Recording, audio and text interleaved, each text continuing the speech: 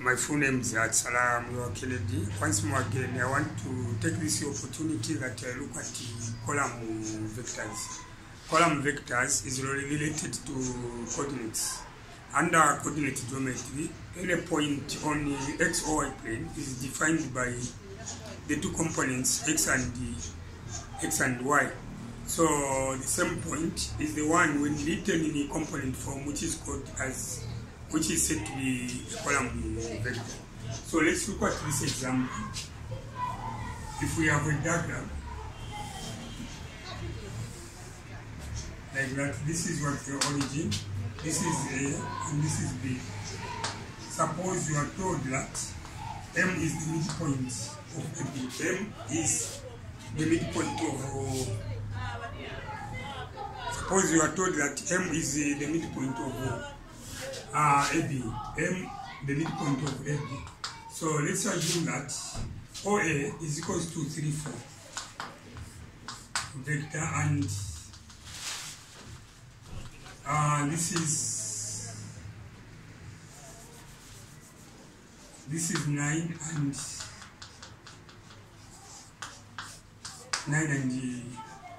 8. If you look at that, these two are column vectors. In actual sense, if you look at OA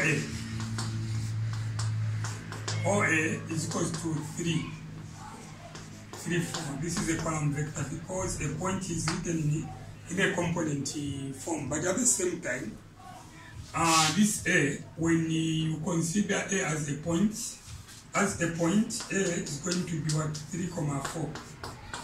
So at this point, this is 3, 4. Same applies if you look at O to B. This is as a column vector, OB is going to be OB 9 and 8 in component form. But if you want to write it as a point under coordinate geometry, this is going to be A 9, 8. You know, if you look at this point, the position of A is related to the what? To the origin. That's why they are connected. O to A, it is 3, 4. But as a point, it is 3, 4. Similarly, when it comes to the coordinates of M, first of all, column vector OM, we need first of all to find OM in form of X and Y. And that way, once you get OM in form of X and Y, then the coordinates of M is going to be arrived at as what? X, Y. And how do we do that? If you look at the position of M is centrally located. If this M is centrally located, then we can say that M is the midpoint. M is the midpoint of AB. But how do we find the coordinates of M? And after that, examiners nowadays are fond of bringing this question, which says, prove that the points A, M, and B are collinear. So now, how are we going to prove that the points point A, M, and B are collinear? And again, what does that word collinear mean? Collinear, or rather collinearity, simply means that the point lie on the same straight line. If the points are on the same straight line, so they are somehow related. That's why in mathematics we say these points are what? Collinear. And how do we prove the collinearity of A, M, and B? This is not all that difficult. You need to get back to coordinate geometry. Between the 2 points, for instance, A and M, find the gradient, and again, A and B, find the gradient, M and B, find the gradient. If you find, you are going to calculate the gradient to be the same figure between those 2 points you are using, then the proof is enough that the points A, M, and B are collinear. So without wasting time, let me explain and see how we are going to find the coordinates of what m, which is x, y, the figures for x and y. So to start with, under vectors, a vector is known by the direction and the magnitude, and this time around, this type of vectors is called the column vectors, because I am using the coordinates as the magnitudes, but I am not writing those coordinates as 3, 4. I need to relate that to the origin, O to A, 3, 4, and O to B, 8 and 9, respectively. So without wasting time, in the first place, we need to express vector AB as a column vector. Expressing vector AB as a column vector. AB as a column. AB as a column. AB as a column vector. So how are we going to express AB as a column vector? This is very simple. So if you look at AB, you are standing at A. You are standing at A. This is A. You are standing at A. You are moving from A to B. So to express that AB as a column vector, this is not all that difficult, but very simple. What you need to do is you are standing at A, and the shortest route is A to B.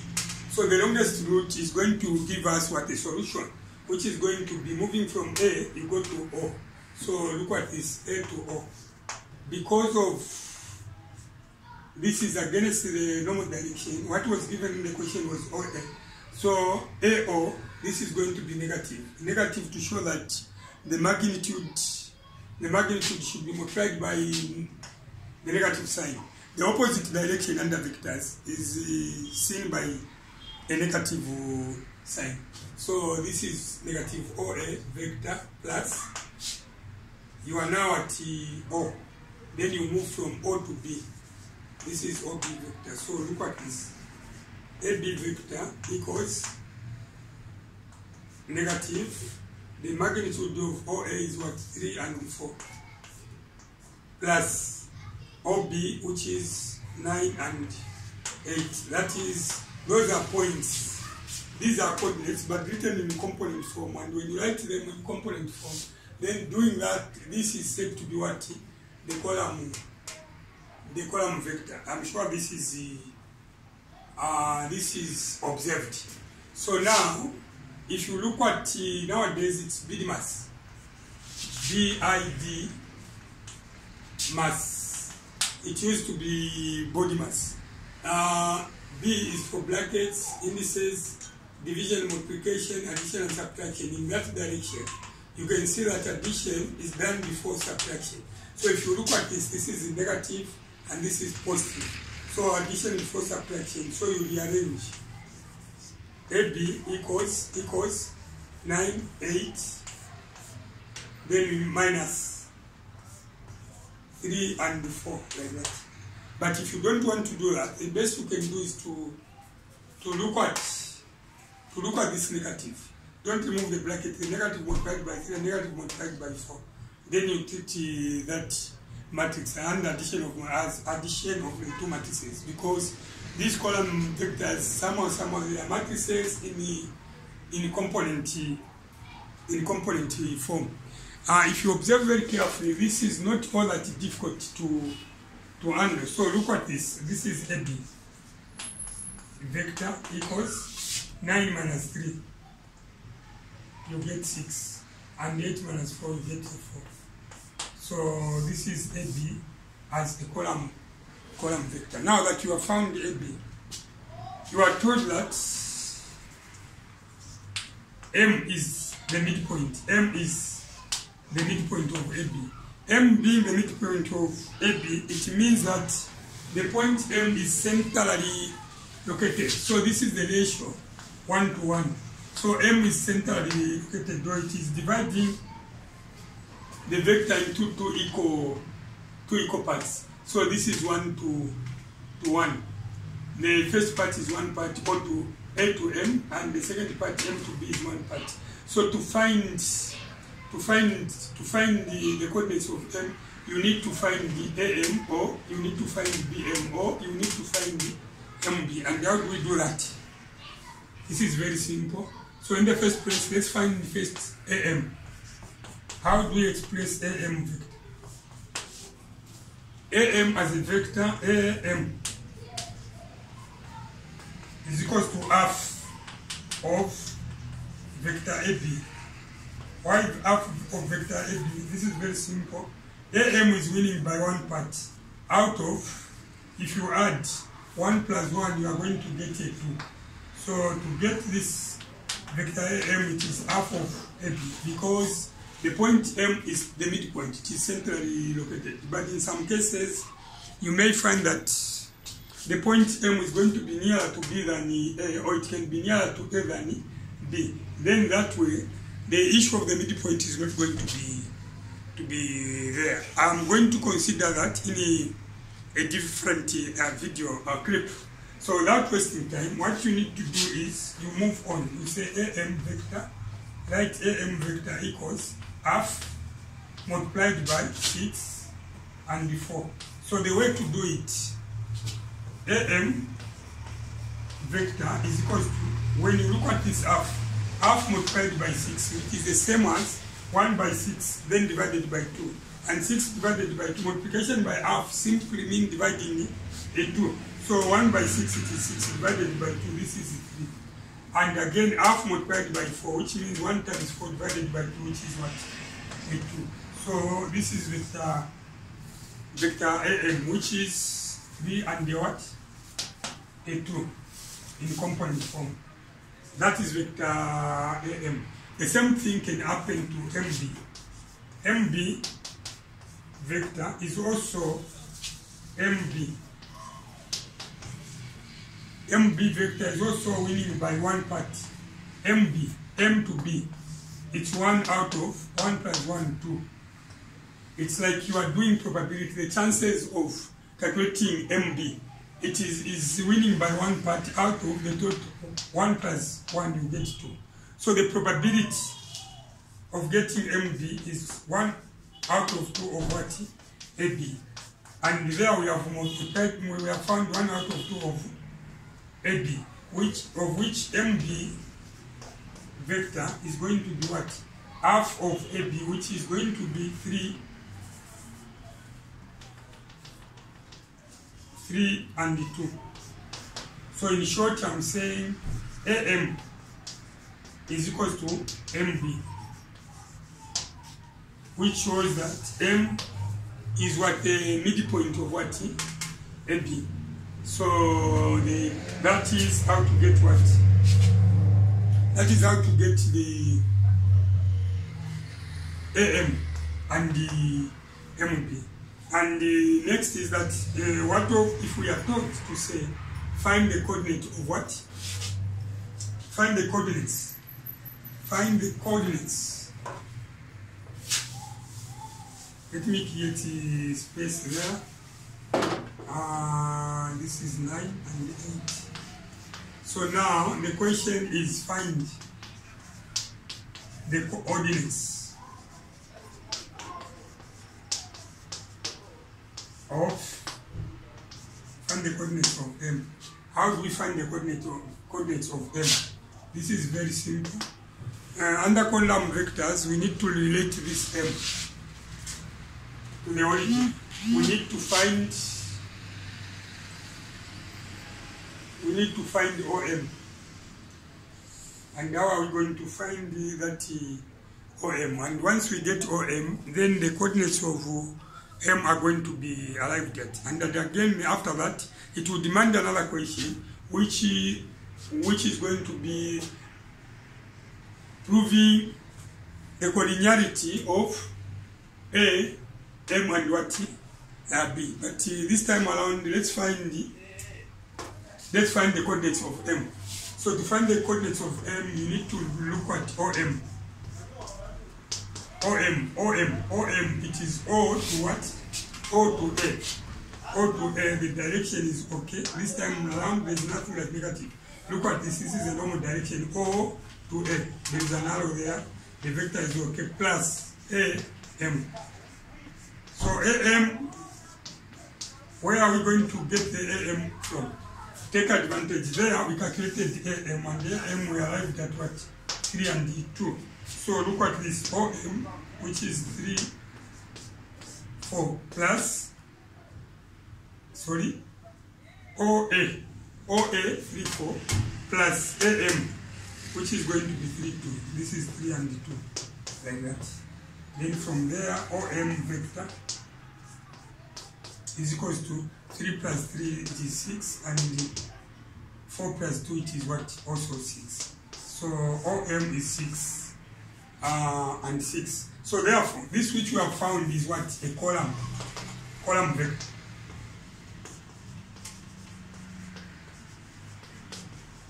Of OM. So therefore, to get the coordinates of M, since this is connected to the what? Origin. It is connected to the origin OM. So to get the coordinates of M, it is going to be X is 6 component and Y is also 6 component. So this is the point. This is the point of what? Which is 6,6,6. While that of B, look at this OB, it is 9, 8 as a column vector. So this is 9,8. So this is how to get the coordinates of M. I'm sure with this video clip, if you are a kind of a person out there who have seen column vectors to be difficult to handle, watching that video clip, you are going to learn a number of things. You know, improvement can come by making efforts and again practicing. Every now and then we are going to end up developing better skills. Even though some English say we cannot keep on doing the same thing and expect the change. But when it comes to improvement, it's a different case. It's by practicing that one can end up developing better skills. So to cut short, that we have the points for B, M, and A. Let us see how best we can prove that the points A, M, and B are collinear. Proving the collinearity of the points. Collinearity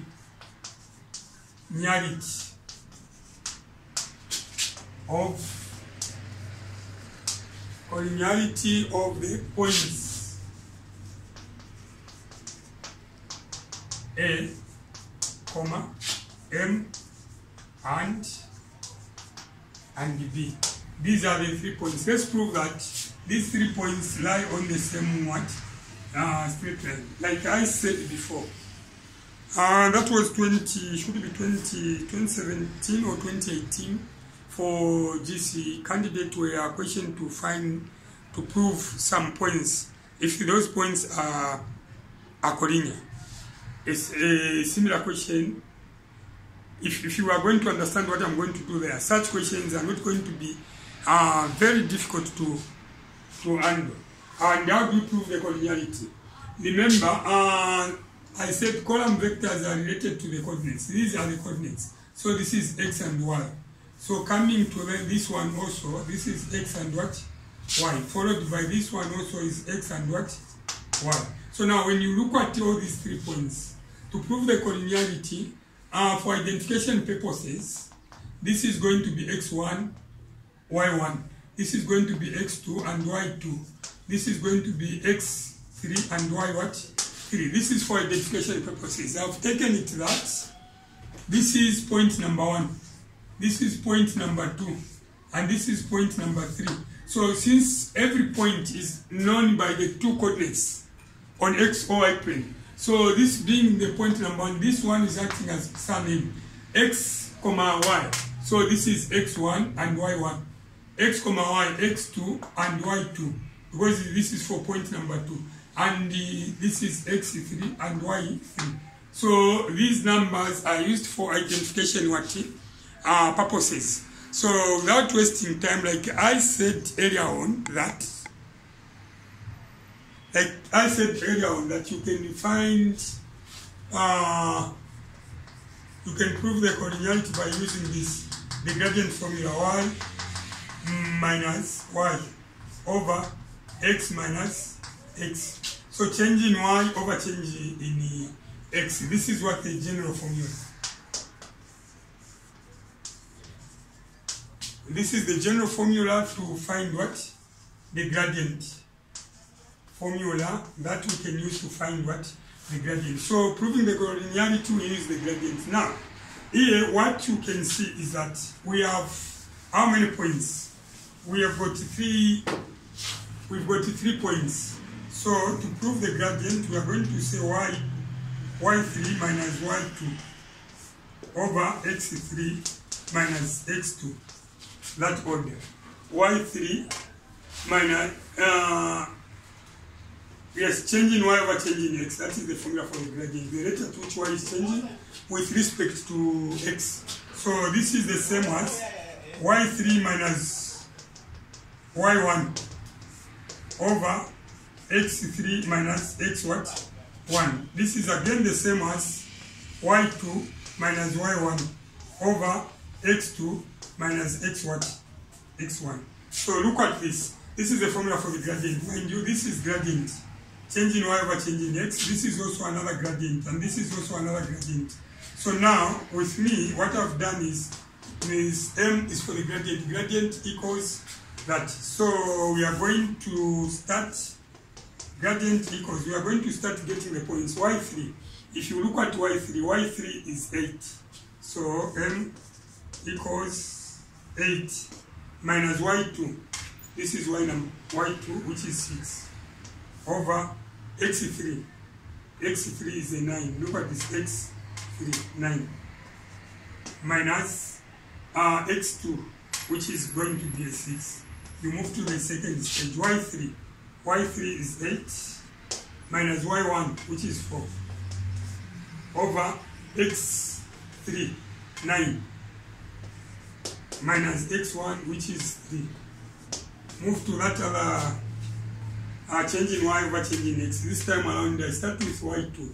y2 is a 6 minus y1, which is a 4, over x2, a 6 minus x1, which is what? A 3. So if you look at all those fractions, what you are going to see happening there is that the gradient can be found by 8 minus first point, 8 minus 6, it is 2, over 9 minus 6, it is 3. So the first one is over 2 over 3. 8 minus 4, it is 4, over 9 minus 3, it is a 6. I move on to that. 6 minus 4, it is 2, over 6 minus 3 is a 3. So if you look at the first, this one, it is 2 over 3, and this one is 2 over 3. But what about this one? Remember, the law of the game is that when you are dealing with fractions, starting from somewhere, grade 5 and 6, somewhere there, you were taught that fractions should be reduced to their lowest terms. So look at this 4 over 6. 2 into 4, it is 2, and 2 there, it is 3. And again, as you can see, this is again 2 over 3. So in this respect, the gradient is equal to what? 2 over 3. If you want, you can do them separately. You find the gradient between these 2 points. Again, find the gradient between A and B. Find the gradient between A and M. Get the gradient between M and what? B. The order doesn't matter, between B and M or B and A. Then the gradient is going to be found throughout. If the gradient is going to be found throughout as 2 over 3, this proof is enough that the points you have seen, A, M, and B, are collinear. So the points A, M and B are collinear, meaning that they lie on the same straight line, because throughout the gradient, when you do the change in y over change in x, throughout you are getting 2 over 3. So this proof is enough that the points are collinear. So when you confront a question where they ask you to prove that the points are collinear, that is how to go about. And again, in 2022, I am sure that paper was for GCE, for those people who are writing GCE at the grade 12 level. Such a question came. I'm sure this is all that I prepared for you. Hoping the viewer out there, you have learned 1 or 2 things. Thank you very much for watching.